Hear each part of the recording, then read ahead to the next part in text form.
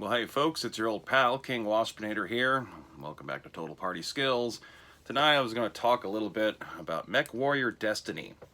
Now, a lot of people have been engaged in an exodus from Warhammer 40k to Battletech as of late, and I am not one of those people. I'm not a war gamer, I am into role-playing games. However, back in junior high and high school, I did read a lot of Battletech novels and played the game from time to time. So I'm more of a returning person as opposed to someone fresh to the setting. However, I am coming back to it still more from the role-playing game perspective, and so this is going to be the first in a series of Mechwarrior Destiny videos, just to kind of give some general advice to people who are considering running this game. Whether or not you're coming into it like myself, who are just looking for a new science fiction setting to explore, or if you're someone who traditionally plays Battletech and are interested in maybe trying to, find out what the other side of the game is like. However, there is a lot of support material for Battletech and very little for Mechwarrior. So, despite the fact that they share the common setting and a lot of the reference material for Battletech is useful for Mechwarrior, it is lacking in certain kind of role-playing tools that you find in other role-playing game series that have further supplements and source books. The main book presents two primary eras of play, the year 3025 and the year 3050. This video is going to focus on the 3025 time period, which is right in between roughly the end of the Third Succession War and the dawn of the Fourth Succession War. The angle I'm going for with this is, since it's a more medieval period, where the feudal structure is more prominent and technology is more downgraded. This is slightly prior to the discovery of the Helm Memory Core and the revitalization of Intersphere technology just prior to the clan invasion a couple decades later. I feel like this setting, or this time period, is better for single planet settings, potentially. It's also like a good angle for a freshly recruited group of players who have not necessarily tried Mechwarrior before, to allow them to get familiar with the universe without throwing them into a big interstellar campaign that encompasses all the aspects going on at once. A planetary campaign allows you to focus down onto just one specific world or a specific region of that world and hone in on getting the player characters feeling attached to what's going on, and for them to build up a power base, learn their skills, acquire better mechs, political contacts, and earn themselves a place in that world before potentially moving off to larger scale campaign events. So basically, the first thing you're going to want to do before anything else about actually designing a planet is that you're going to have to select the rough area within the inner sphere that you want to set this stuff. I break it down into a couple general categories that kind of match to what kind of theme you're looking for out of your role-playing game. One advantage that I like about Mechwarrior Destiny is you don't necessarily have to play it as a mech game. The player characters do not have to be mech pilots. They're just as a science fiction setting, it's well thought out and has a lot of different types of adventure opportunities. And I think some people out there who are not necessarily into war games or into Battletech specifically should still maybe give this game more of a chance than they might have been giving it. The rule system is real streamlined, and it's just a solid setting, especially if you like that kind of quasi-feudalistic science fiction stuff. That's maybe a bit more easier to get your head around than the headier concepts you get in games like Dune. So anyway, if you're wanting something that's kind of like themed around external politics, the politics between two of the great houses, I would suggest placing your planet either in the Lyran Commonwealth or the Federated Suns. 3025 is just a couple of years away from the royal houses that control both of those regions becoming intermarried, and basically leading up to some of the various conditions and events that sparked the Fourth Succession War. And so setting a planet in either of those two realms gives you a lot of opportunities for house politics, espionage, and give you a framework of a campaign of the secret behind the scenes machinations to either have this wedding come across and have these two civilizations merged briefly together into the Federated Commonwealth, or potentially groups within either or both of these households trying to sabotage that before it happens. If you're looking for more an internal type of house politics where it's all tightly focused down on just the interests and culture of one singular major house, and the sorts of conflicts and issues that might be going on within it, my suggestion would be House Kurita from the Draconis Combine. The heavy Japanese Bushido influence of the culture obviously lends itself very well to that. Also, if you're interested in adding kind of like a underworld criminal aspect to your Mechwarrior universe and adventures, you kind of have an automatic lead in with, you know, having some sort of space Yakuza organization. Interesting technology. Also, you know, a place if you want to set up for like way further adventures past the Fourth Secession War, where eventually characters do get to the clan invasion. The Draconis Combine is also an obvious choice, since they're one of the two inner sphere civilizations that bore the brunt of the clan invasions.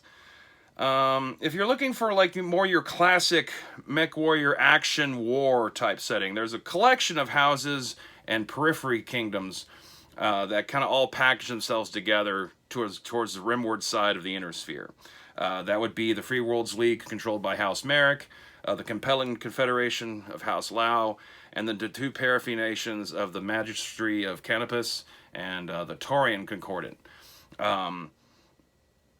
You're much more likely to have like active border skirmishes during this particular time period in that general area, and gives you probably the greatest amount of range of different factions to play with, while trying to like nail down a single planet as your main setting, and without having to necessarily, you know, travel all across the galaxy all the time. Comstar at this point in the setting doesn't really control a whole bunch of worlds. You will want to include them to some degree in your game, even if it's just kind of in the background. They lend themselves better to interstellar campaigns, so I'm going to leave them more for my follow-up video to this, where I discuss what to do with the clan invasion period. But they are an option. You could potentially set it on Earth, where Comstar is in control, if you want some sort of oddly cyberpunk-y kind of Mechwarrior game. But why not just play Cyberpunk? I don't know. There's a few other periphery nations too that you could consider as a setting. The Outer Worlds Alliance, if you want something that's closer to a classic space adventure that's not as mech dependent and more about spacecraft and all that kind of stuff. And then you have like some of the more obscure ones like the Hanseatic League, the Marian Hegemony, and the Circinus Federation. Like, I haven't personally seen a whole lot of information on those myself, so I can't speak too heavily as to what kind of adventures you could be doing them. But the little bit I have seen seems to be a little bit more like high concept kind of sci-fi. If you really want to get as far away from the Mechwarrior setting as you can, and yet still be using the Mechwarrior rules for some reason, those might be good. But they're kind of like appendixes, so to say, of this time period. All right, so getting on to my notes. I mean, the first thing you want to do is just what kind of type of planet are you designing here? Is it going to be a naturally Earth-like planet, or is it something that's terraformed? There are like game supplements for other systems, like the Savage Worlds Space Science Fiction Companion or GURP Space, that have a bunch of random tables that you can use to like design worlds from scratch randomly. But you can hopefully use your own intelligence and creativity to make these decisions on yourself without having to resort to randomly generated tables, unless you're just looking for a personal challenge of how to fit a bunch of randomly generated details together. You can assume that humans are going to settle on planets that are as close to Earth as possible, and or transform planets that are as close to Earth as possible, so you're not going to have to worry too much about creating super exotic alien biodomes and all that kind of stuff. One thing you might want to consider is like whether or not the planet's a war-torn planet. This is, after all, a period that is right on the heels of one of the major wars, and so like a lot of worlds have seen significant damage from all sorts of things, not just mechs, but you know, from full-scale orbital bombardment and all that kind of stuff. Some of them might still have conflicts and rebellions ongoing as after affected these things, or is it a world that is relatively unscathed by recent events? There are some extreme environments you could consider doing. You know, a world that might have like, you know, heavily valuable resources and to be mined off of it, but has, you know, a thin Mars-like atmosphere, or even something like hot and toxic like you get on Venus. And so you'd have like a planet where people are basically having to live underground or in various kinds of artificial habitats. That's stuff to be considered. Same thing with atmosphereless worlds. If they're on a planet where everyone's having to live under a big glass dome and there's no chance of survival at all if it cracks, why are they there? What kind of stuff is on? Because there's enough space in this setting that people aren't necessarily having to like, you know, pick up on every last little crag or real estate out there in the galaxy just to have a toehold. That there is a little room to spread, because with all these wars happening, it opens up real estate options. So any colony like that's probably heavily industrial and possibly under the control of a corporation, maybe more so than an actual house. So anyway, you want to kind of have all that kind of stuff in mind when you're considering the general kind of type of planet you're going for. You're going to need to figure out certain features for it. How long is its standard orbit around its star, which can somewhat be determined by what category of star it is in terms of its sequence. Is it a red star? Is it a yellow star? Is it a white star? The hotter the star is, the further out that planet's orbit's going to have to be able to be what we consider a habitable zone. And so you'll have longer and longer years the higher up in the star's main sequence you go. Whether or not the planet has moons. It's a common trope of science fiction and especially fantasy of having alien worlds have moons, but planets with moons like ours aren't terribly likely mathematically, so to say. So quite a few, you know, Earth-like planets that might be out there in the greater universe probably don't have a moon going on with ours. This could lead it to having a much greater axial tilt than what we experience, or a more variable axial tilt. And so you'll also want to consider that when you're trying to figure out what kind of seasonal variance this planet might experience over the course of its year. The further tilted it is towards the sun, the greater the disparity you're going to have between summer and winter. You know, its overall size is going to kind of go hand in hand with like what kind of gravitational field it has. For humans to be functional, it's not going to be too much smaller and lighter in gravity, nor too much bigger and heavier in gravity. There's limits up to a point where it starts to make the basic functions of our biology no longer operate correctly. And so my general rough recommendation, just spitballing, would be you don't really want to have a planet that's, you know, more than like 0.75% Earth's gravity, or more than like 0.5% Earth's gravity at the other end, 1.5 Earth's gravity at the other end of the spectrum. And anything beyond that, you might, like, as a way to reflect it in game, is to have penalties and higher difficulties for certain skills that would be affected in terms of like your physicality and your ability to manipulate objects and lift things. Generally, like, you know, when you're mapping out what the world looks like, you're going to want to give it a couple land masses and oceans. Whether or not there's active tectonic activity is going to have a huge effect on how many like mountains you have and other features. You want to consider rainfall patterns based on, like, you know, the overall trajectory of wind currents in the upper atmosphere and how they deposit moisture and what causes that moisture to fall, therefore forming river basins. Overall, you're going to want to think about the biogeography in particular. It's not just like desert here, jungle there, but like how the different kind of climates intertwine with each other as they're distributed, and what kind of life forms you find in each, and how they might move around and have to adapt to some of the more off-center, less Earth-like kind of conditions you might find, depending on what kind of planet you're going for. And you might just, for your own self, try to just come up with a couple ideas for a few unique life forms. Even if it's a terraformed planet, there should be a couple little things that are, at least for decorative purposes, to remind players that this isn't the world you're from. It could be slightly different plant life, some sort of weird alien critter that's a common pet, or a predator that you should try to stay away from. Mechwarrior doesn't provide a whole lot of stats for like alien monsters and stuff, so that kind of thing is on your own to come up with. But I mean, once again, like, you're taking on the role of being a game master, so I mean, this comes with it. Beyond just the general like actual features of the planet, then you're going to want to start thinking about the populace of the human beings that live on it.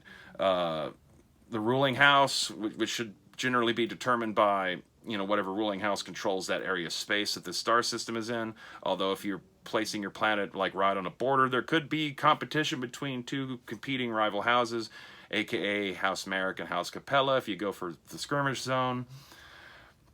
Is there a planetary authority that is separate from the house that controls that region of space? Maybe subservient to, but not like, you know, does the planet like have its own elected official as its leader, or is the person a member of the ruling house that controls that volume of space? Also, as you start to tighten down the setting into the specific regions of the planet, you'll want to start to kind of think about what kind of regional authorities they might be. Is this a feudal society with barons, or is this a democratic society, or some sort of fascist society with military personnel and control of various regions? You'll want to think about what kind of interstellar trade this planet has. What are its exports? What are people from off-world buying from it? And what kind of stuff is it having to bring in? You'll want to consider maybe one or two major corporations that might have a presence on this planet. A go-to for Mechwarrior and Battletech in general is always going to be General Motors, but going through books like the technical readouts for the Succession Wars, you'll find all sorts of mentions of various, you know, interstellar companies that you could, you know, decide to adapt and have in your setting. I've mentioned it before, you want to at least have some sort of Comstar presence, whether or not they actually have a physical presence on the planet, or is it just the fact that they're the company providing all the data transmission and a good chunk of the media that's out there. You'll want to figure exactly how much presence Comstar has, but they should always be there somewhere in the background. If anything, just as an Easter egg for things that are to unfold later on in the setting. It's not 100% necessary, but it certainly adds some degree of realism and grit to the setting if you would also consider what kind of organized crime is going on your planet. One thing that's not really covered too much in any Battletech supplement is the idea that there might be interstellar organizations of smugglers and drug runners and whatnot, and gives you a large amount of free reign to come up with your own stuff. That doesn't necessarily have to conflict with a lot of existing canon if your players are necessarily going to be hardcore about that kind of stuff or not. If there is a slight disadvantage to Mechwarrior, is that it does have a large volume of lore, and so if your players are heavily invested in that lore, it's going to be harder for you to freeball things as a game master. But also, we should, you know, take this as the novels aren't necessarily hard fact of what happens, but more examples of what could happen if you were to adapt one of them as an adventure series yourself. Let's see. Also, like, hand in hand with the organized crime, are there any active rebel forces? Freedom fighters, guerrillas, terrorists, you know, whatever their reason is, justified or not. What do they exist on this planet? Where they are they a threat to the setting that the characters have to deal with, and so on and so forth. You'll want to come up with just a couple of just basic historical facts about your world. It can be a relatively quick little one-sentence note just for your own like outline of just to kind of, these are just things that have happened that people on the planet know about and might occasionally bring up or provide motivation for certain attitudes. And since this is Mechwarrior, it wouldn't hurt to basically figure out one or two typical mech designs that kind of symbolize the planet and their military forces and the kind of power and technology they're able to muster and can keep maintained and repaired. Even if that it includes that the planet's so beaten down, it doesn't really have like a signature mech that goes with it. So kind of just to summarize that up, like you want to basically, like, your primary factions that you're gonna want to determine to go with this planet that you're designing is the ruling house, the local house, Are there any foreign houses that are involved in the planet's economy? Are there any major corporations? How involved is Comstar? Does it have any rebel forces? Are there any major mercenary companies on the planet, possibly involved as private security or something? What are the major religions of the population here? Crime syndicates, and potentially any major academic institutions on the rare occasions you might come across one, depending on the planet's overall tech levels. You also will, at this point, you want to at least have a basic idea of what like the closest 2 or 3 star systems are to this planet, and who's in control of them, just to kind of give you a basic general idea of who exactly they're trading and importing stuff from while they're exporting their stuff to.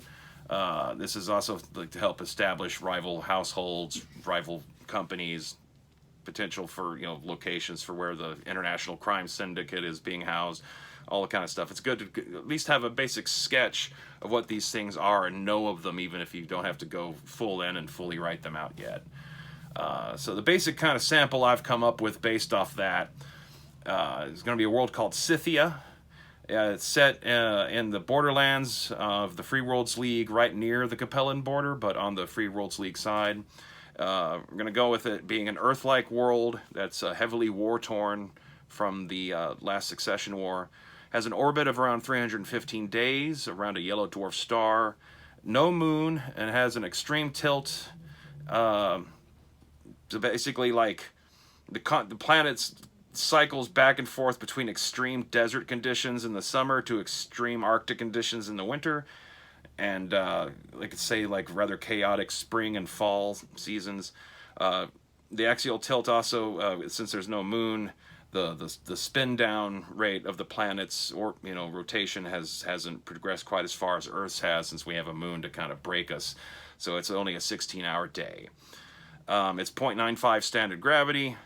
We're going to say it's got 3 major land masses and 2 bodies of water that are separate enough that you can call them distinct oceans. As I said, like the biogeography of the planet, it varies between desert to Arctic, and with a extreme seasonal temperate zones. The unique life forms, it's going to have something called snow stalkers. It's going to have something called desert fish. And we're going to say that because of the extreme variance between seasons, a lot of the plants' life has learned to be mobile. So there'll be various kinds of walking plants, walking trees, walking flowers, whatever. Color it the way you want. The ruling house, obviously, for this is going to be House Merrick. The local planetary authority for this world is a salvage commission that's run by General Motors and Comstar, and kind of an agreement to salvage all the various cities that were destroyed during the Third Succession War on this planet. It imports food, entertainment, and equipment, and exports salvage tech. The major corporations, as mentioned, are General Motors. For a crime family, I'm going to call it House Wulong, which will be kind of like a minor household of the Capellan Confederacy, subservient to House Liao. And they'll also kind of give you like a space Chinese triad kind of thing going on. Possibly brought in because of General Motors being a little bit paranoid about Comstar wanting to see every last little bit of tech that they're salvaging for their own records, and so maybe they've contracted this crime syndicate of smugglers to do some secret salvage operations on the side, something like that. There will be a rebel faction of the native wastelanders who aren't necessarily appreciative of these people returning to this planet just to like take their junk and not come there and help them at all. Possibly they might have some like extremely beat up mechs at their own disposal. Possibly, depends on what your kind of adventures you want to do. The historical fact for this planet is that its infrastructure and government was pretty much entirely obliterated during the Third Succession War. I'm going to say the typical mech design for this planet is going to be a Locust. Yes, it's a basic bitch light mech, but it's cheap and it's fast, and they're not expecting to go up against anything particularly potent on this world, and so their usefulness for recon and security patrols and scouting, seems logical to me that Locust would be like the mech for Scythia here.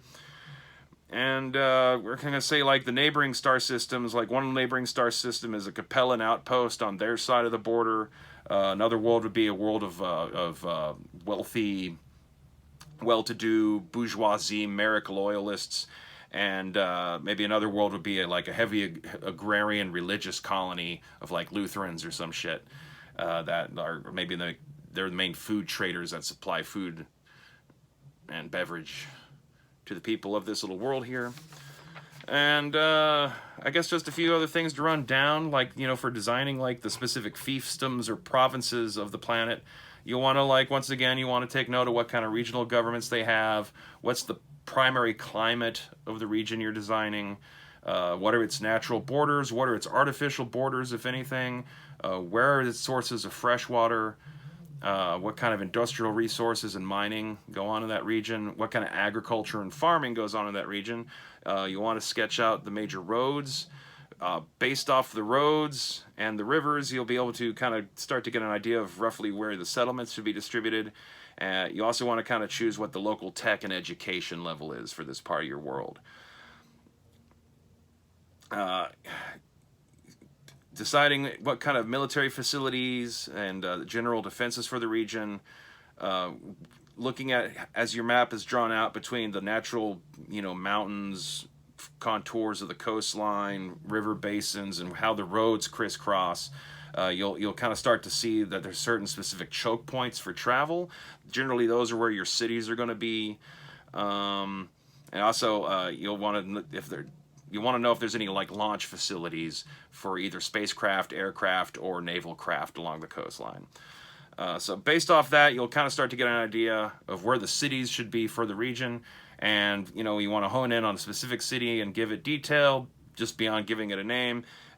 Is it controlled by, you know, representatives of the ruling house or minor house, or has its own independent governments? What kind of city defenses does it have that includes both police? Does it have its own military, or is it dependent on a larger body's military? And there are any mercenary private security forces in the city? You want to have a basic idea of what kind of, you know, local businesses and industry it has, you know, justifying the city's existence. It's going to need to have like some sort of specific water source that it's tied to and dependent on. Its own internal traffic grid can have a huge effect on how, you know, cities will, you know, operate under wartime conditions. Is it a big open squared off grid where travel is easy, or is it a bunch of cul-de-sacs that cause choke points in travel that can be cut off, that can make it easier to direct enemy forces to where you want them to be within your own city? Does it have any churches and temples? Where does it get its food supply? Some sense of what kind of street crime is common in the city wouldn't hurt. News and media sources. Once again, the overall tech and education levels, which might be variable from like the overall education level of the surrounding region. You know, the people, the farmers out in the fields might be uneducated, illiterate peasants, but the people who live in the city might be living the high life of champagne and Marxist books. General idea of what the housing likes. You know, is it like a big suburban kind of sprawl, or is it a bunch of hive towers full of apartments and condos? Does the city have any recreation facilities like parks, you know, or coliseums, sport arenas, stuff like that? And does it feature any major medical facilities? So anyway, those are the basic things that if you at least like have some basic notes to at least decide those facts. You don't have to go too deep in right off the bat, but once you have all that laid out, you'll have a pretty complete picture of a planet to set in the Mechwarrior universe, with a lot of potential hooks and conflicts that you can milk to keep your player party occupied for weeks or months to come. So anyway, if you've managed to stick this out this long, be sure to hit like and subscribe, because why not? And remember, stay waspinated.